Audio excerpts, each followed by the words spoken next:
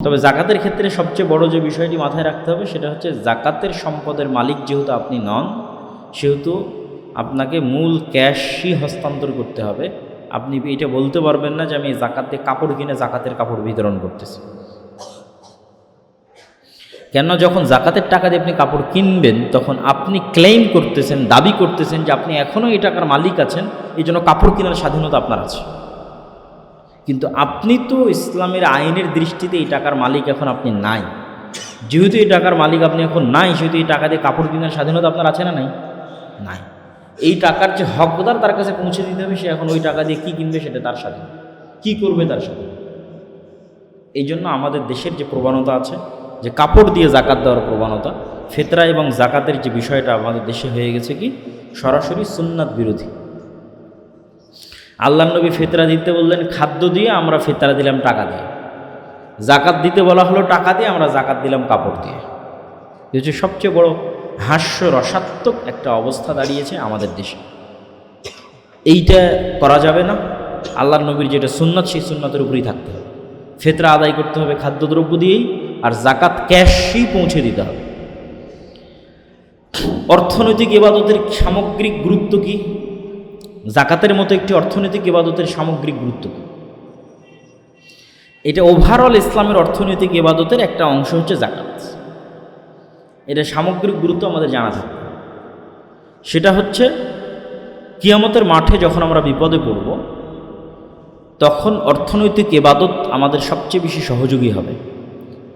কেননা কোনো মানুষই তার নিজের আমলের উপর শতভাগ গ্যারেন্টি দিতে পারবে না। কেউ শতভাগ গ্যারেন্টি দিয়ে বলা খুব কঠিন যে আমি 2 রাকাত সালাত অন্য কোনো চিন্তা ছাড়া শুরু থেকে শেষ পর্যন্ত ইখলাস সাথে রেখে আদায় করেছি এবং দুনিয়াবি কোনো চিন্তা আমার মাথায় আসে না, এটা বলা অনেক কঠিন। এই জন্য কোনো আমল মানুষ শতভাগ নির্ভুল করছে এটা দাবি করতে পারবে না মানুষ, যে আমি সালাত ফরজ হওয়ার পর থেকে 1 ওয়াক্ত সালাতও মিস দেয়নি। বরং মানুষ মাত্রই যেহেতু ভুল, সেহেতু মানুষ ভুল করবে। তো এই যে মানুষ ইবাদতের জগতে যে ভুল করবে, এই ভুলটা সে কাভার দিবে কি দিয়ে? জান্নাতে যাওয়ার জন্য এই ভুল কাভার দিতে হবে টাকা দিয়ে। দুনিয়াতেও যেমন তাই করতে হয়, পরকালেও তাই। আমার কাছে গাড়ির ড্রাইভিং লাইসেন্স আছে, গাড়ির কাগজপাতি আছে, আমি বহুদিনের অভিজ্ঞ ড্রাইভার। তারপরও ট্রাফিক যখন কোনো ভুল করে তখন ট্রাফিক পুলিশ জরিমানা করে না? করে না? জরিমানা করে। তাহলে আমি ভুল করলে সেটা পরিশোধ করতে হচ্ছে টাকা দিয়ে। আল্লাহ সুবহানাহু ওয়া তাআলা ইসলামের অসংখ্য বিধিবিধান আপনি গবেষণা করলে দেখবেন ভুলের কাফফারা আল্লাহ টাকা দিয়ে দেওয়ার ব্যবস্থা করেছে। ধরেন এই রমজানের কথাই যদি ধরি, কেউ যদি দিনের বেলা রমজানে তার স্ত্রীর সাথে স্ত্রী মিলনে যায়, তাহলে আল্লাহ বলতেছেন তাকে একটানা 2 মাস সিয়াম পালন করতে হবে। একটানা 2 মাস সিয়াম পালনে সক্ষম নও, আবার অপরাধ করেছ, তাই এই অপরাধ মিটবে টাকা দিয়ে। সিয়াম দিয়ে কাভার দিতে পারতেছ না, কিন্তু অপরাধ করেছো, তাহলে অপরাধ মিটানো হবে কি দিয়ে? টাকা দিয়ে। এবার তোমার পকেট থেকে জরিমানা হিসেবে টাকা বের করো, গোলাম আজাদ করার জন্য টাকা বের করো, অথবা মিসকিনকে খাওয়ানোর জন্য টাকা বের করো। টাকা বের করেই তোমার ভুল মাফ করানো হবে। যেমন ফিতরার ক্ষেত্রে আল্লাহ নবী হাদিসে বলেছেন যে ফিতরা কেন দিতে হয়, বলে সিয়াম পালনকারীর পুরো রমজানে যদি কোনো ভুল ত্রুটি হয়ে থাকে ওটার কাফফারা কি? ফিতরা। তাহলে পুরো রমজানে সিয়াম পালন করতে আপনি কোথাও ভুল ত্রুটি করেছেন, সেটার কাফফারা আপনার সম্পদ দিয়ে দিতে হচ্ছে, আপনার খাদ্যদ্রব্য দিয়ে দিতে হচ্ছে। তাহলে ইসলামের এরকম অসংখ্য যে কোনো বিধিবিধান যেখানে গুনাহ কোথাও সংঘটিত হয়েছে, দেখবেন আল্লাহ কাফফারার বিধান দিয়েছে টাকা।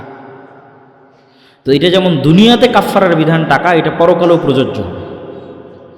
ওই পরকালে যেন আপনি প্রস্তুত থাকতে পারেন, এই জন্য টাকার ইবাদত লাগবে। শুধু শরীরের ইবাদত, মনের ইবাদত দেওয়া হবে না, টাকার ইবাদত থাকা লাগবে, জরুরি।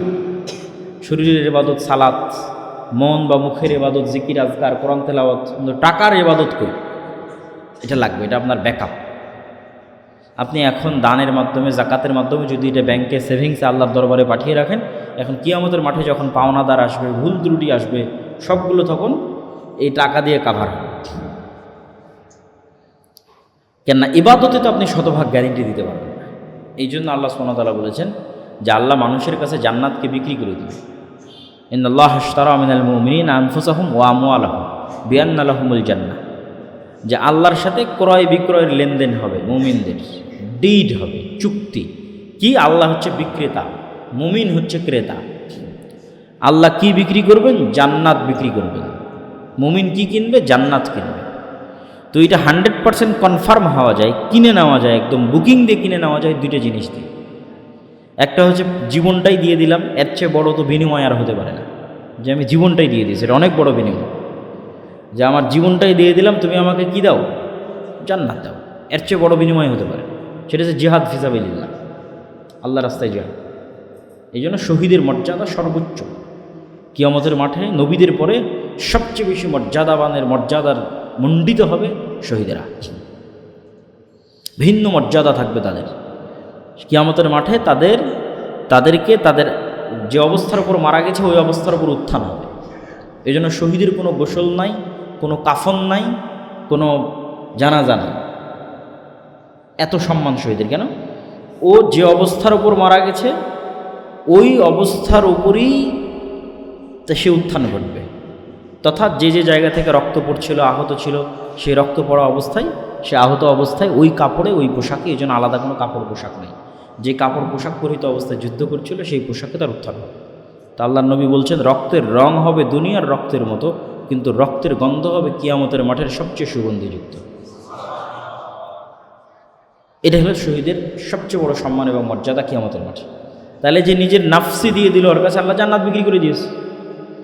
এখন নাফসের পরে আর মানুষের সবচেয়ে প্রিয় জিনিস দিতে পারবে মানুষ বের করে, এটা হচ্ছে টাকা। এই জন্য পরের বাক্য হচ্ছে আমওয়ালাহুম আনফুসাহুম ওয়া আমওয়ালাহুম। কিন্তু টাকা দেওয়ার কথাটা যে যৌক্তিক, লজিক্যাল, তার সবচেয়ে বড় প্রমাণ কি জানেন? টাকা দেওয়ার কথা যৌক্তিক এবং লজিক্যাল, এর সবচেয়ে বড় প্রমাণ হচ্ছে আমরা কোনো টাকাই কি আল্লাহর কাছে পাঠাতে পারি? তাহলে আল্লাহর কি লাভ টাকা দেওয়ার কথা বলে?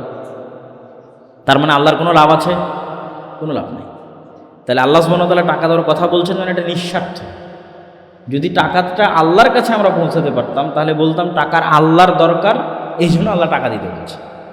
কিন্তু আল্লাহর টাকার দরকার নাই, আল্লাহর কাছে টাকা যায়ও না, অথচ আল্লাহ টাকা দেওয়ার জন্য বলছেন। ওমিম্মা রাযাকনাহুম ইউনফিকুন, বারবার বলছেন তোমাদের পকেটে যে টাকা আছে, যে রিজিক দিয়েছে, এটা আমার পক্ষ থেকে দেওয়া, এটা আল্লাহর রাস্তায় ব্যয় করো। তাহলে মানুষ আরেকটা জিনিস দিয়ে তার পরকালের ব্যাকআপ রেডি রাখতে পারবে, জান্নাত কিনে নিতে পারবে, সেটা হচ্ছে তার অর্জিত সম্পদ আল্লাহর রাস্তায় ব্যয় করার মাধ্যমে। তো টাকার ইবাদতের সবচেয়ে বড় ইবাদত যাকাত। কেন সবচেয়ে বড় ইবাদত যাকাত? কেননা ফরজ আল্লাহর কাছে সবচেয়ে প্রিয়।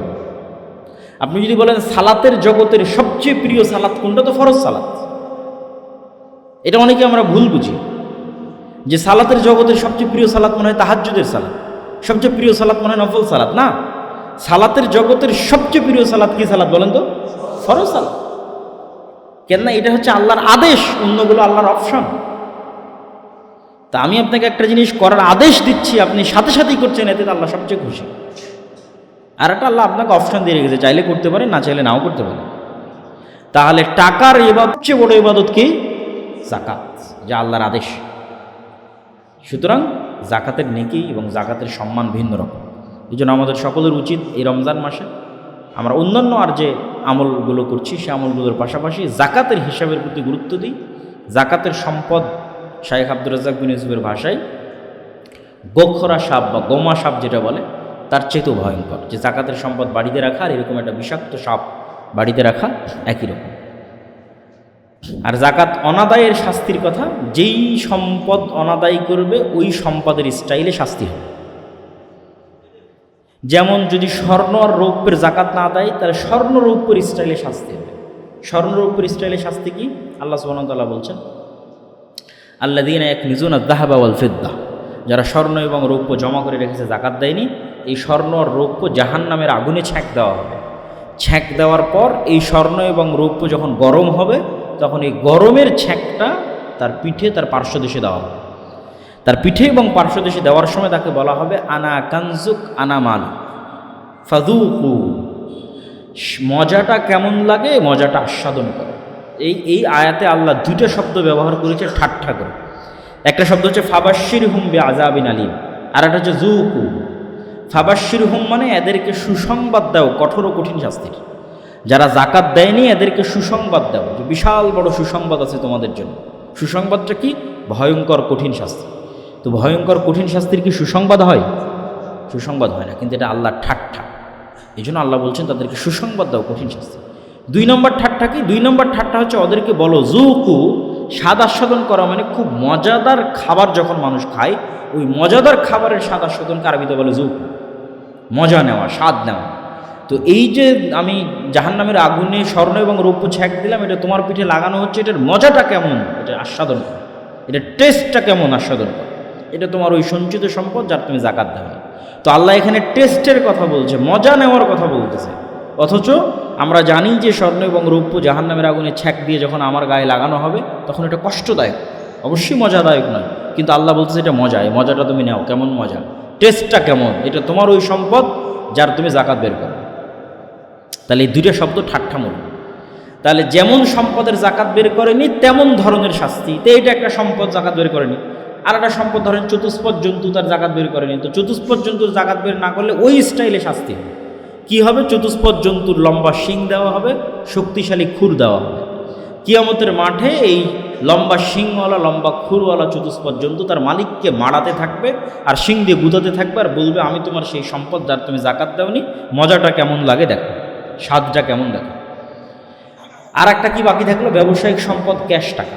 ব্যবসায়িক সম্পদ ক্যাশ টাকার জাকাত যে দেয়নি তার শাস্তি হবে, তার সম্পদকে সাপের আকৃতিতে রূপান্তর করে তার গলায় পেঁচিয়ে দেওয়া হবে এবং তার সাপ তাকে ছোবল মারবে আর বলবে, আমি ওই সম্পদ যার তুমি জাকাত দাও।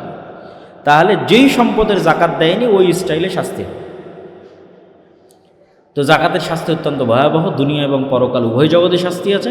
দুনিয়ার জগতের শাস্তি হচ্ছে দুর্ভিক্ষ দেখা দিবে, সম্পদ নিরাপদ হবে না, সম্পদ ধ্বংস হয়ে যাবে। আর যে সম্পদের জাকাত আদায় করা হবে ওই সম্পদ নিরাপদ, বিপদ মুসিবত বালা মুসিবত ধ্বংস হয়ে যাওয়া থেকে নিরাপদ। তো আপনি বলবেন যে আমি জাকাত দেই, তারপরেও তো আমার ব্যবসায় লস হয়। 2টা জিনিস, একটা হচ্ছে আল্লাহর পরীক্ষা, একটা হচ্ছে আল্লাহর গজব। আল্লাহর গজব থেকে মানুষ বাঁচতে পারে না, নিঃশেষ হয়ে যায়। মনে করেন আমার সম্পদের আমি জাকাত দেইনি, আমার সম্পদ আল্লাহর গজবের শিকার হয়েছে, এখান থেকে আমার আর উঠার সুযোগ নেই, মানে একদম ফকির হয়ে মাটির সাথে মিশে যেতে হবে, ব্যাকআপ করার সুযোগ নেই, ব্যাক করার সুযোগ নেই। আমি আমার সম্পদের জাকাত দিই, কিন্তু আমি ক্ষতির মুখোমুখি হচ্ছি, এটা পরীক্ষা। এই ক্ষতিটা সাময়িক, সামান্য, 1 বছর 2 বছর পর আমি আবার ব্যাক করব, আমার সম্পদে আবারও বরকত হবে, আবারও বাড়বে এবং আমি আবার আগের জায়গায় ফিরে যাব। আবার হয়তো বিপদ আসতে পারে, কিন্তু ওই বিপদগুলো সাময়িক, আমাকে পরীক্ষা করার জন্য। এই উত্থান পতন থাকে, কিন্তু একবারে ধ্বংস হয়ে যাবে। গজবের ধ্বংস একবারে ধ্বংস, একবারে ফকির মিসকিন বানিয়ে ছেড়ে দিবে, ব্যাক করতে পারবে না। আর জাকাত দেই, তারপরে বিপদের মুখোমুখি হচ্ছে, এটা পরীক্ষা। এই পরীক্ষার মাধ্যমে আল্লাহ আমাদের বিশুদ্ধ করে এবং অন্তরকে বিশুদ্ধ করে, আর জাকাতের মাধ্যমে সম্পদকে বিশুদ্ধ করে। আল্লাহ সুবহানাহু ওয়া তাআলা কোরআনে বলেন, তুতাহহিরুহুম ওয়া তুযাক্কিহিম বিহা, আপনি তাদের জাকাত আদায়ের মাধ্যমে তাদের সম্পদকে পবিত্র করেন, বিশুদ্ধ করেন। তাহলে যে সম্পদের জাকাত আদায় হয়নি ওটা অশুদ্ধ, ময়লা, বাতিল সম্পদ, অপবিত্র, নষ্ট সম্পদ। ওই অপবিত্র নষ্ট সম্পদকে পবিত্র করতে চাইলে জাকাত বের করতেই হবে।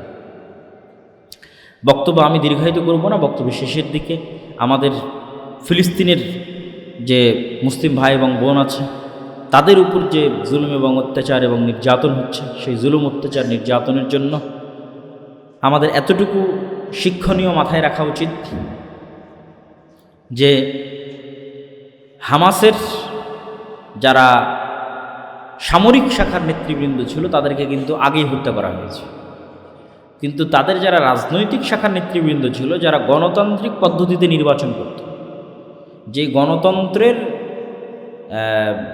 গডফাদার হচ্ছে আজকের বিশ্ব মোড়লেরা, সেই গণতান্ত্রিক পদ্ধতিতে নির্বাচন করে তাদের যে প্রধানমন্ত্রী, তাদের রাষ্ট্রপতি বা তাদের আর যারা দায়িত্ব আছে এমপি মন্ত্রী, তাদেরকে পর্যন্ত এখন হত্যা করা হচ্ছে। এই হলো গণতন্ত্রের রেজাল্ট, গণতন্ত্রের সারমর্ম। যে যেখানে গণতন্ত্র আমার পক্ষে সেখানে গণতন্ত্র মজা, যেখানে গণতন্ত্র আমার বিরুদ্ধে সেখানে গণতন্ত্রের কোনো দাম নেই। সুতরাং অ্যাজ এ থিওরি এটা একটা মিথ্যার উপর দাঁড়িয়ে আছে, এটা ভুয়া থিওরি। যদি গণতন্ত্রেরই তারা রক্ষা কবচ হতো তাহলে গাজার প্রধানমন্ত্রীকে অন্তত ইসরায়েল হত্যা করতে পারতো না, কেন ওই প্রধানমন্ত্রী ওদেরই গণতান্ত্রিক থিওরিতে নির্বাচিত প্রধানমন্ত্রী। তার মানে এই থিওরিটা যখন আমার পক্ষে তখন ঠিক আছে, গণতন্ত্র লাগবে, আর যখন আমার বিপক্ষে তখন গণতন্ত্র লাগবে না। এই জন্য এটা জাস্ট একটা থিওরি হিসেবে মুসলমানদের কন্ট্রোল করার জন্য ব্যবহার করা। আর মসজিদে আকসা পৃথিবীর 3টে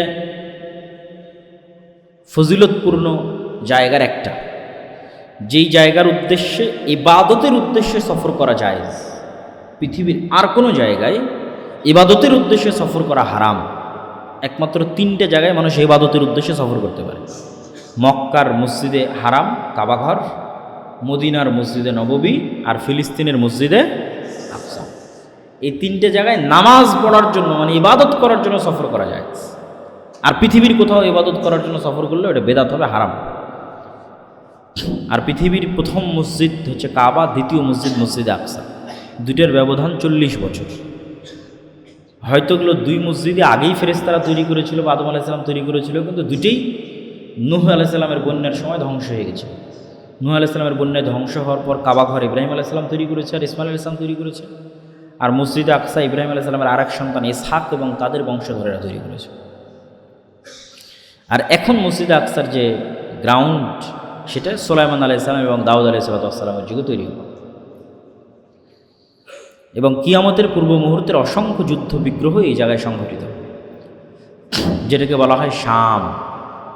হাদিসে যখন বলা হবে শাম বা সিরিয়া, তখন আজকের সিরিয়া উদ্দেশ্য নয়, তখন উদ্দেশ্য ফিলিস্তিন, তখন উদ্দেশ্য লেবানন, তখন উদ্দেশ্য জর্ডান, তখন উদ্দেশ্য ইসরায়েল, তখন উদ্দেশ্য আজকের সিরিয়া। এই পুরো এরিয়াটাই ছোট ছোট দেশে বিভক্ত হয়ে আছে, কিন্তু একটা এরিয়া, এই পুরোটাকেই বলা হয় শাম। এবং কিয়ামতের পূর্ব মুহূর্তের অনেক ভয়ঙ্কর ভয়ঙ্কর ঘটনা এখানে ঘটবে। দাজ্জালকে ঈসা আলাইহিস সালাম জেরুজালেমে হত্যা করবেন এবং ঈসা আলাইহিস সালাম নিজে অবতীর্ণ হবেন দেমাশকে। তথা ওই সময়কার যুদ্ধ বিগ্রহগুলো মসজিদে আকসা কেন্দ্রিকই সংগঠিত হবে। কেন আর বাকি 2টা মসজিদকে আল্লাহ ফিতনা থেকে মুক্ত করে দিয়েছে। আল্লাহর নবীর হাদিস যে মক্কা এবং মদিনায় সারা পৃথিবীতে দাজ্জালের ফিতনা প্রবেশ করলেও কোথায় প্রবেশ করবে না? মক্কা মদিনায়। তথা মক্কা এবং মদিনাকে ফিতনা থেকে মুক্ত রাখা হবে। কিয়ামতের পূর্ব মুহূর্তের ফিতনাগুলো এখানে প্রবেশ করবে না। তাহলে কিয়ামতের পূর্ব মুহূর্তের ফিতনার হেডকোয়ার্টারই হবে এই শামের ভূমি। এবং এই জন্য এখানে একদল মানুষ থাকবে হকের উপর। লা তাযালু তায়ফাতুম মিন উম্মতি যাহিরিনা আলাল হক লা ইয়াদুররুহুম মান খাযালাহুম। আমার উম্মতের একটা জামাত আজীবন হকের উপর থাকবে। তো বিভিন্ন রিওয়ায়েতে এসেছে তারা সিরিয়াতে থাকবে, শামে থাকবে সেই জামাত। তো এই জন্য এখানে যে কোনো কিছু সংঘটিত হয় সেগুলো খুবই গুরুত্বপূর্ণ এবং মুসলিম উম্মার জন্য জরুরি কর্তব্য, বিভিন্ন মুসলিম দেশের নেতাদের জন্য জরুরি কর্তব্য যে তারা এই বিষয়গুলোতে দায়িত্ব নেবে। না হলে এই গজবের শিকার শুধু ইসরায়েল হবে না, এই গজবের শিকার অন্য মুসলিম দেশগুলো হবে। যে সমস্ত মুসলিম দেশের কাছে ক্ষমতা ছিল, নেতাদের কাছে সুযোগ ছিল, কিন্তু নিরীহ মানুষকে বাঁচানোর জন্য এগিয়ে যায়নি, তারাও আল্লাহর গজবের শিকার হবে। তথা যারা জুলম করছে এবং যারা জুলম দেখেও বাধা দিচ্ছে না, তারা সমান। তো আমরা আমাদের জায়গা থেকে 2টা কাজ করব। আমরা আমাদের জায়গা থেকে আল্লাহর কাছে দোয়া করব, আল্লাহ যেন মুসলমানদের সুলতান আর নাসিরা, একজন শক্তিশালী নেতা দেন যে মুসলমানদের মাজলুমদের পাশে দাঁড়াবে। আল্লাহুম্মা আমিন। পাশাপাশি আমরা আমাদের পরবর্তী প্রজন্মের অন্তরে মসজিদে আকসার ভালোবাসা, জেরুজালেমের ভালোবাসা দিয়ে যাব, যেন আমাদের জীবদ্দশায় না হোক, আমাদের পরবর্তী প্রজন্মের জীবদ্দশায় না হোক, তার পরবর্তী প্রজন্মের জীবদ্দশায় না হোক, কোনো না কোনো একদিন অবশ্যই মসজিদে আকসা বিজয় হবে ইনশাআল্লাহ। এইটার ভবিষ্যৎবাণী আল্লাহর নবী করে গেছে। এবং পুরো পৃথিবীর মানুষ শুধু তাদের বিরুদ্ধে যাবে না, পুরো পৃথিবীর প্রকৃতি, যেই সমস্ত জড় পদার্থ কথা বলতে পারে না, তারা পর্যন্ত তাদের বিরুদ্ধে চলে যাবে। কেন? তাদের জুলমের মাত্রা এত বেশি হবে। মানে এই সমস্ত অভিশপ্তদের জুলমের মাত্রা এত বেশি হবে যে মানুষ তো বিরুদ্ধে যাবে, এই জুলম পাথর সহ্য করতে পারবে না, এই জুলম গাছপালা সহ্য করতে পারবে না। তখন গাছপালা পর্যন্ত জুলম সহ্য করতে না পেরে কথা বলে উঠবে এবং আল্লাহ কথা বলার সুযোগ দিবে যে হে মুসলিম, এখানে একজন অভিশপ্ত লুকিয়ে আছে, ওকে হত্যা কর। তো তারা জুলম করবে, এটা স্বাভাবিক। এবং জুলম করার থিওরি তাদের কাছে ভিন্ন। তারা মনে করে তারা চুজেন বাই দ্য গড, আল্লাহর কর্তৃক বাছাইকৃত, আর সারা পৃথিবী হচ্ছে তাদের কাছে বন্ধক রাখা আছে। এই জন্য সারা পৃথিবীর সব মানুষ তাদের গোলাম। এবং তারা হচ্ছে সুপারিয়রিটি থিওরিতে বিশ্বাস করে। এগুলো আমি আমার অন্য বহু বক্তব্যে বলেছি, বিস্তারিত আমার জেরুজালেমের উপর, ফিলিস্তিনের উপর আমার বই আছে, ফিলিস্তিন ও সমসাময়িক মুসলিম বিশ্ব, এবং জেরুজালেম মসজিদ আকসার উপর আল ইতিসাম টিভিতে 3 পর্বের লম্বা আলোচনা আছে, বিশাল সম্পূর্ণ ইতিহাস তুলে ধরা আছে, একদম সালাহুদ্দিন আইয়ুবের বিজয় পর্যন্ত ইতিহাস তুলে ধরা আছে। তো আল্লাহ সুবহানাহু ওয়া তাআলা আমাদের এই ঘটনাগুলো থেকে শিক্ষা নেওয়ার তৌফিক দান করুক, আল্লাহুম্মা আমিন। রমাজানের শেষ 10 রাতকে গুরুত্ব দিয়ে ইবাদত করার তৌফিক দান করুক, আল্লাহুম্মা আমিন। রমাজানে পুঙ্খানুপুঙ্খ সঠিকভাবে জাকাত বের করার তৌফিক দান করুক, আল্লাহুম্মা আমিন। জাকাত বের করতে গিয়ে অবশ্যই আপনারা অন্য সকল প্রতিষ্ঠানের কথা যেমন স্মরণে রাখবেন, আল জামিয়া সালাফের কথাও স্মরণে রাখবেন, দাওয়া ইলাল্লাহর কথাও স্মরণে রাখবেন। আমরা মসজিদ ভিত্তিক মক্তব প্রজেক্ট নিয়ে সবচেয়ে বেশি কাজ করি। আলহামদুলিল্লাহ এই রমাজানে 500টা মসজিদে আমাদের অধীনে মক্তব চলতেছে, বলেন আলহামদুলিল্লাহ।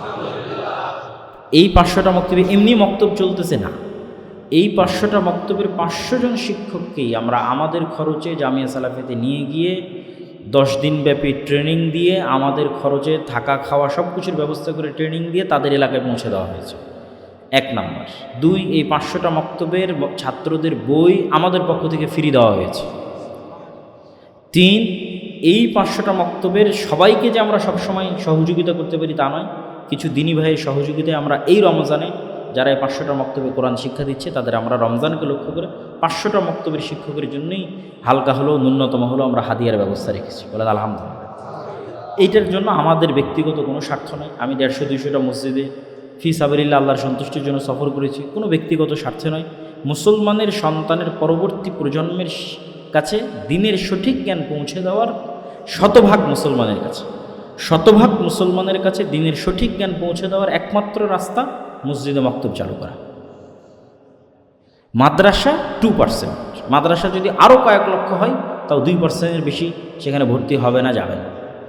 বাকি 98% স্কুল গোয়িং স্টুডেন্টস। তো শতভাগ মুসলমানকে দিন শেখাতে হলে মসজিদে কোরআন শিক্ষার ব্যবস্থা রাখতেই হবে। আর আলহামদুলিল্লাহ আমরা কাজের প্রতি ফোকাস দিই। দাওয়া ইলাল্লাহ এমনি একটা নাম দিতে হয় তাই, এটা কিছু না, এটা কোনো দল না, সংগঠন না, কিছু না। একটা শিক্ষা প্রতিষ্ঠান যার অধীনে এরকম 10টা 15টা 20টা 500টা 100টা শিক্ষা প্রতিষ্ঠান পরিচালিত হচ্ছে। তো আলহামদুলিল্লাহ হানাফি মসজিদেও আমাদের মক্তব পরিচালিত হচ্ছে, আহলেস মসজিদও হচ্ছে। সুতরাং আমি যারা আজকে আপনারা এখানে উপস্থিত আছেন, আমি জানি না আপনাদের মসজিদে মক্তব আছে কিনা, এই মসজিদ হোক, নারায়ণগঞ্জের আশেপাশের সকল মসজিদ হোক, আপনারা উদ্যোগ নেন। আপনাদের ইমাম সাহেবের ট্রেনিং দেওয়ার দায়িত্ব আমাদের, মক্তবের শিক্ষকদের মক্তবের ছাত্রদের সকল বই ফ্রি দেওয়ার দায়িত্ব আমাদের। ট্রেনিংয়ে যাবে কিভাবে সেই খরচ আমাদের, আসবে কিভাবে খরচ আমাদের, ট্রেনিংয়ে থাকবে কিভাবে সেই খরচ আমাদের। যেন আপনারা কোনো অজুহাত দিয়ে বলতে না পারেন যে এই কারণে আমরা মক্তব চালাতে পারছি না। কোনো একটা অজুহাত তো দিবেন যে এই কারণে মক্তব চলতেছে না, সেই অজুহাত দেওয়ার কোনো রাস্তা নেই। শুধু আপনাকে বলতে হবে যে আমি মক্তব চালাতে চাই, বাস আপনার শিক্ষককে আমাদের ট্রেনিংয়ে পাঠিয়ে দেবেন, জিম্মেদারি আমাদের। আমরা তদারকিও করি এবং তদারকি করার আমাদের সেন্ট্রাল সিস্টেম আছে, এটাকে আমরা আরও ডেভেলপ, আরও উন্নত করছি। তো আমরা চাই যে আপনাদের এই মসজিদ থেকে শুরু করে আশেপাশে সব মসজিদে আমাদেরকে মক্তব পরিচালনা করার, আপনারা মক্তব চালু করেন, আমাদেরকে সহযোগিতা করার সুযোগ দেন। আল্লাহ সুবহানাহু ওয়া তাআলা কবুল করুক, আল্লাহুম্মা আমিন। তো জামিয়া সালাফিয়া সহ এই প্রজেক্টগুলোকে আপনারা স্মরণে রাখবেন। জামিয়া সালাফিয়া পূর্বাঞ্চল আন্তর্জাতিক বাণিজ্য মেলার পাশে এটা 100 বিঘার প্রজেক্ট, তার মধ্যে 60 বিঘা নেওয়া হয়েছে, আরও 40 বিঘা নেওয়ার ধীরে ধীরে কাজ চলতেছে। এখানে আন্তর্জাতিক মানের ইসলামী বিশ্ববিদ্যালয়, মেডিকেল কলেজ, দিনী শিক্ষা প্রতিষ্ঠান, আবাসিক স্কুল সব কিছু করার পরিকল্পনা আছে। ধীরে আল্লাহ যদি তৌফিক দেওয়া হবে ইনশাআল্লাহ। আর এখানে মসজিদ নির্মাণের কাজ চলতেছে একটা, যেটাতে প্রায় 20,000 স্কোয়ার ফিটের উপর ছাদ ঢালাই হবে, শাটারিংয়ের প্রস্তুতি চলতেছে। আমাদের জামিয়া সালাফিয়া দিনাজপুর সেই দিনাজপুরও মসজিদ নির্মাণের কাজ চলতেছে, রমজানের মধ্যেও চলমান আছে, ওখানেও 2 জায়গাতেই। আর আমাদের মহিলা বিশ্ববিদ্যালয়ের কাজ যেটা রাজশাহীতে, সেটার প্রাচীরের কাজ চলমান আছে। তো এই সকল কাজগুলোতে আপনার আন্তরিকভাবে সহযোগিতা এবং উদাত্ত আহ্বান রাখছি আমরা ইনশাল্লাহ। পাশাপাশি শিক্ষা কার্যক্রমে আমাদের মিরপুর 12 দাওয়া সেন্টার, এখানে আমাদের বিভিন্ন কোর্স চলে, কোরআন শিক্ষা কোর্স, আরবি শিক্ষা কোর্স, সাপ্তাহিক দার্স হয় কিতাবভিত্তিক। আপনাদের কারো যদি কোনো সময় সুযোগ হয় আপনারা মিরপুর 12 দাওয়া সেন্টারে আসতে পারেন। শুক্রবার জুমার খুতবা হয়, আজকের জুমা শাইখ আব্দুর রাজ্জাক বিন ইউসুফ খুতবা দিয়েছেন। তারপর আমাদের রাজশাহীতে একজন সৌদি আরবের একজন শিক্ষকের অধীনে পুরো রমজান মাসব্যাপী ছাত্রদের কোর্স চলতেছে, এবং আদ-দাওয়া ইলাল্লাহর অধীনে প্রায় 56 জনকে নিয়ে কোরআন ও দিন শিক্ষার কোর্স চলতেছে। এগুলো সবই শিক্ষা এবং দিনী কাজ, এগুলো সবগুলোর প্রতি আপনাদের সুদৃষ্টি এবং সুনজর আমরা কামনা করি। আল্লাহ কবুল করুক, আল্লাহুম্মা আমিন। এগুলো আমি আমার বক্তব্য শেষ করছি। ওয়া আখিরু দাওয়ানা আনিল হামদুলিল্লাহি রাব্বিল আলামিন। আসসালামু আলাইকুম ওয়া রাহমাতুল্লাহি ওয়া বারাকাতুহু।